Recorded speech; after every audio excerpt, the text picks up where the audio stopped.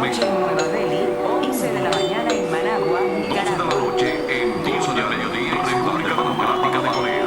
12 de la madrugada en Corea, en Tokio, 1 de la tarde en Trinidad, y Tobago.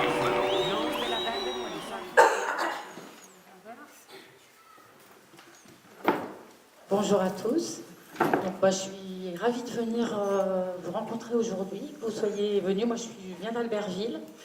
Et donc, je représente l'association Albertville-Jourdain Vallée Solidarité, une association de solidarité et de soutien avec le peuple palestinien.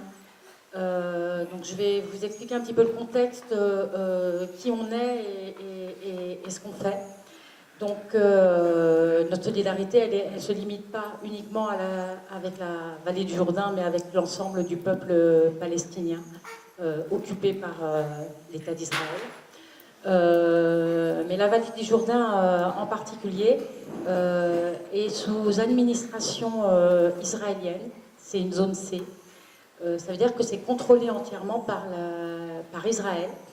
La vallée du Jourdain, pour vous citer une grande ville dont vous avez sans doute entendu parler, c'est Jéricho, donc frontalier avec la Jordanie, donc un territoire stratégique. C'est une zone qui est annexée, même si officiellement elle ne l'est pas, mais parce qu'elle est complètement contrôlée par l'État d'Israël, et une zone militaire à 80%, où des essais militaires sont effectués régulièrement, quotidiennement, sur le territoire. Alors, ce qu'il faut savoir, c'est que c'est une région qui, il y a 20 ans encore en arrière, était peuplée par 300 000 habitants.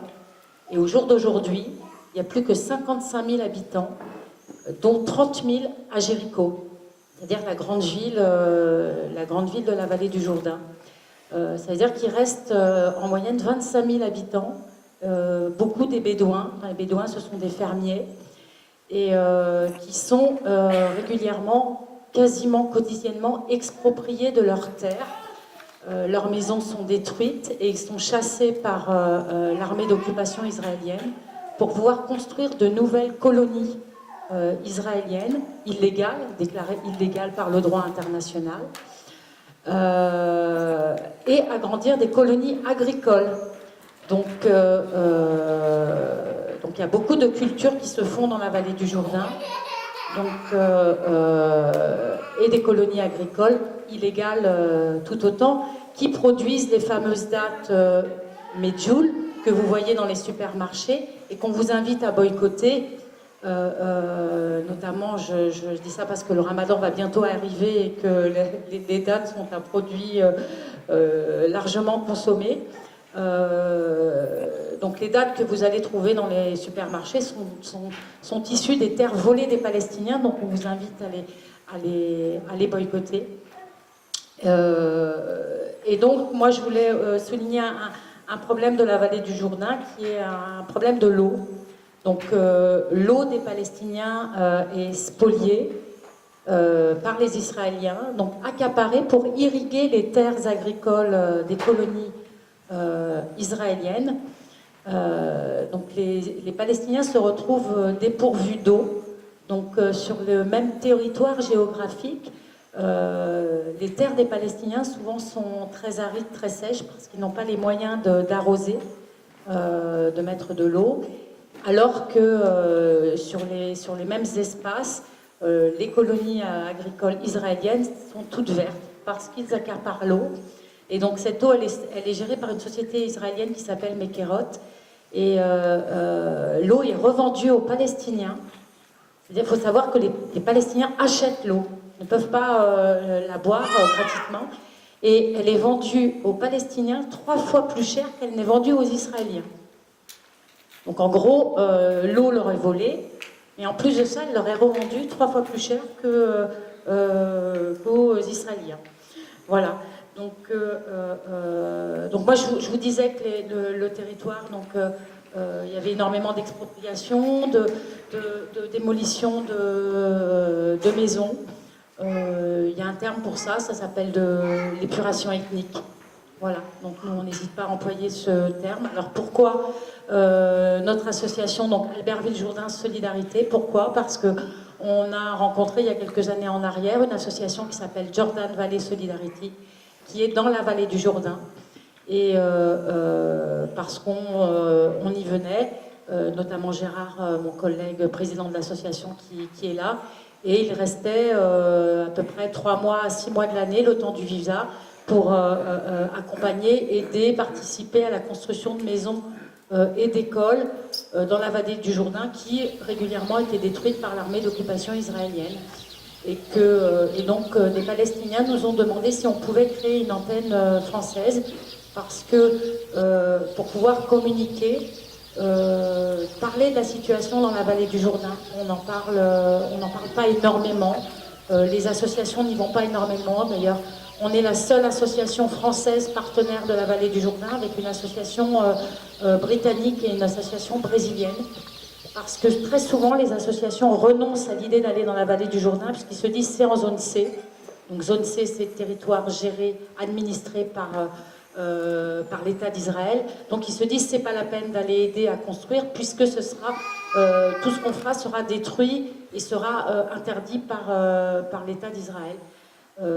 Et ben nous on considère que justement les accompagner, les soutenir, c'est les aider à résister pour rester sur cette terre qui est la leur. Donc on a créé notre association, c'est la 3e année. Notre association a la vocation à être nationale, donc on a des adhérents un petit peu partout dans la France. Notre siège il est à Albertville, donc vous pouvez nous rejoindre, il y a les coordonnées, on vous les donne. Les personnes sont déjà venues tout à l'heure sur le stand nous demander des coordonnées. Et nos actions, donc communiquer chaque fois qu'il se passe des choses dans la vallée du Jourdain. On a un site Facebook, on a une page Facebook. On passe des vidéos sur des actions qu'on met en place. En février, on a reçu une personne de Gaza qui est venue nous parler d'un centre éducatif dans lequel elle travaille. Nous avons reçu il y a 15 jours une Palestinienne de l'exil qui est devenue depuis peu traiteur et qui promeut la culture palestinienne à travers la nourriture, les plats palestiniens. Elle appelle sa page les petits plats palestiniens de Rania et la résistance dans l'assiette, parce que les Israéliens cherchent à nier l'identité palestinienne en s'appropriant même des plats. Moi je suis revenue il y a 3 semaines de Palestine occupée, j'y ai passé 1 mois. Et je voyais quand je repartais de Tel Aviv des épiceries qui vendent du hummus, des falafels israéliens. Donc ça, il faut savoir que ça fait partie du processus de négation de l'identité palestinienne. Donc notre objectif, c'est de communiquer et d'aider autant qu'on peut financièrement des projets de nos amis palestiniens, des projets qui viennent d'eux et non de nous. C'est-à-dire que nous, on ne propose pas de projets, ce pas les nôtres. C'est qu'on accompagne leurs projets quand on peut financièrement et surtout en communiquant. Et que nos partenaires sont des acteurs de la société civile, c'est-à-dire des gens comme vous et moi, ou des gens qui sont dans des associations pour créer des choses, pour essayer de développer leur propre économie et leur propre autonomie. Sinon, on est présent dans les marchés, dans les braderies, dans les actions de boycott BDS, dans les supermarchés, dans les marchés. Et puis, on travaille autant que c'est possible avec d'autres associations. Notre association, elle est adhérente du collectif 69. À titre individuel, nous sommes adhérents de Cap Géo Palestine qui est présent aussi aujourd'hui. Voilà, et on a à cœur dans notre quotidien de transmettre un peu de la vie quotidienne des Palestiniens. Et pour information, si vous voulez des données exactes, donc vous pouvez voir des films et vidéos qu'on tourne sur le quotidien des Palestiniens. Donc sur YouTube, ça se voit gratuitement. Hein. Donc le dernier film que nous avions fait s'intitule 2 mois en Palestine sous occupation. Et donc là, cette fois, on a, le mois dernier, donc on a rencontré beaucoup de femmes parce qu'on prépare un film sur les femmes palestiniennes en résistance. Et donc on a rencontré beaucoup de femmes et on aura beaucoup de témoignages et on est en train de monter une vidéo voilà, qui sera présente, qui sera terminée, on l'espère, avant la fin de l'été. Voilà, merci en tout cas de votre solidarité. Meridiano en La Habana, 8 de la noche en Moscú, 11 de la mañana en Ciudad de 11 de México, la noche en Nueva Delhi, 11 de la mañana en Managua, 12 de la Nicaragua, noche en 12 del mediodía en República Democrática de Corea, 12 de la madrugada de Corea, en Tokio, 1 de la tarde en Trinidad y Tobago, 2 de la tarde en Buenos Aires, Argentina, 12, 5 de la tarde en Londres, 12, 12, 12.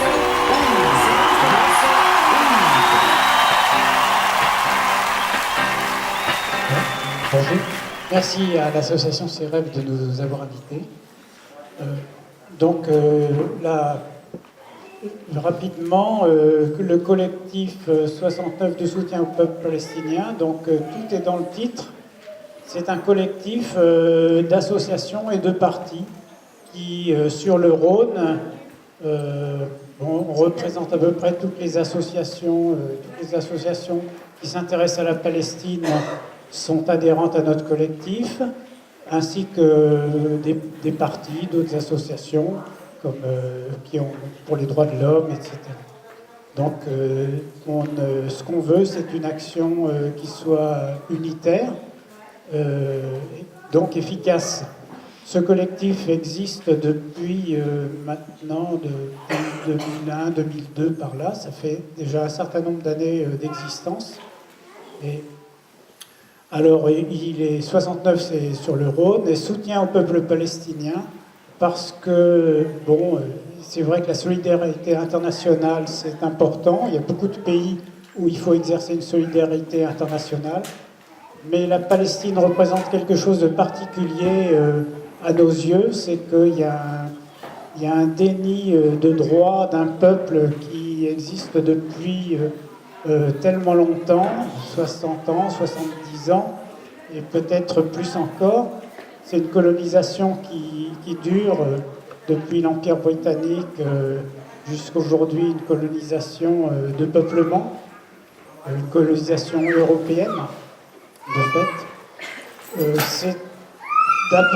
Ensuite, c'est un déni du droit international qui est bafoué, et le droit international, on pense que c'est important de le faire respecter. C'est important pour l'avenir du monde. Ce droit international qui est hérité de la Deuxième Guerre mondiale, il est important qu'il ne soit pas piétiné. C'est important que ce ne soit pas le droit du plus fort, et que, donc aujourd'hui, voilà l'importance du soutien au peuple palestinien. Comment on s'organise? Qu'est-ce qu'on fait? Alors, on fait déjà de l'information, parce que je n'ai pas besoin de vous dire que l'information qu'on a dans les médias, les grands médias français, sont tronquées ou inexistantes ou fausses, et que c'est souvent la propagande israélienne et américaine qui nous est déversée. Donc c'est important déjà d'informer. Ensuite, c'est mener des actions. Alors, je pense par exemple aux actions de manifestation qu'il y a eu sur Gaza. Il faut qu'il y ait des associations qui l'organisent et qui puissent mobiliser suffisamment de monde. Donc ça, c'est notre objet principal. En 2014, on a fait une dizaine de manifestations, dont les plus importantes avec une dizaine de milliers de personnes. Donc ça, c'est quelque chose qui pèse dans le soutien au peuple palestinien. Quotidiennement, ce que l'on propose aussi, ce sont des actions de boycott, parce que les associations, plus de 170 associations palestiniennes ont appelé à boycotter l'État d'Israël et à lancer une grande campagne internationale boycott des investissements sanctions, BDS. Donc on a répondu à cet appel et on mène diverses actions en direction de, par exemple, des compagnies, comme on a mené des actions contre Orange, qui s'est du coup désengagé des colonies israéliennes, contre Veolia, c'est des engagés d'Israël qui a vendu tous ses avoirs en Israël.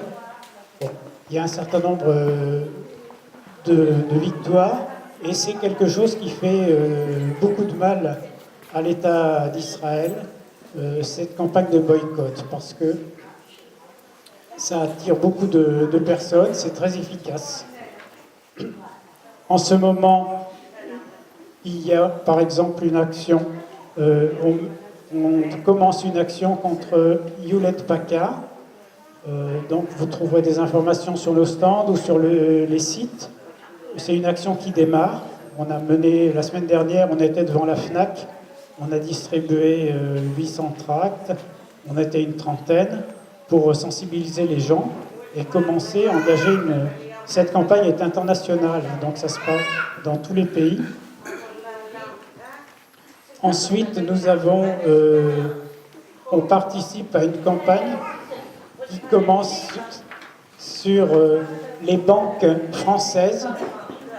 Il y a un certain nombre de banques françaises qui ont des investissements dans les colonies et qui ont des parts dans des banques israéliennes qui sont investies dans les colonies. Donc, c'est un début de campagne. Pour le moment, on appelle à signer une pétition. C'est une campagne qui est menée au niveau national par plusieurs associations. Donc on y participe. Vous trouverez ça sur notre site. Et puis je vais terminer pour dire qu'aujourd'hui, il y a 1300 prisonniers palestiniens qui ont engagé une grève de la faim à l'appel de Marwan Barghouti. Je vais vous donner quelques chiffres. Il y a 6300 prisonniers palestiniens, 61 femmes, 13 membres du Conseil législatif palestinien, où les députés palestiniens sont emprisonnés. Il y a 300 enfants de moins de 18 ans. Il faut savoir que depuis 1967, 850 000 Palestiniens ont été emprisonnés. C'est-à-dire, c'est un nombre incroyable. Et tous ceux qui ont été en Palestine vous le diront, dans toutes les familles, chacun a quelqu'un qui est en prison. En fait, c'est un moyen de pression, c'est une oppression sur le peuple palestinien. C'est un des outils d'oppression du peuple palestinien, cette question des prisonniers. Donc voilà, on appelle à soutenir cette grève de la faim. Et on vous tiendra informé à travers notre site et des différentes actions qui seront possibles. Ocho de la noche en Moscú, 11 de la mañana en Ciudad de México, México.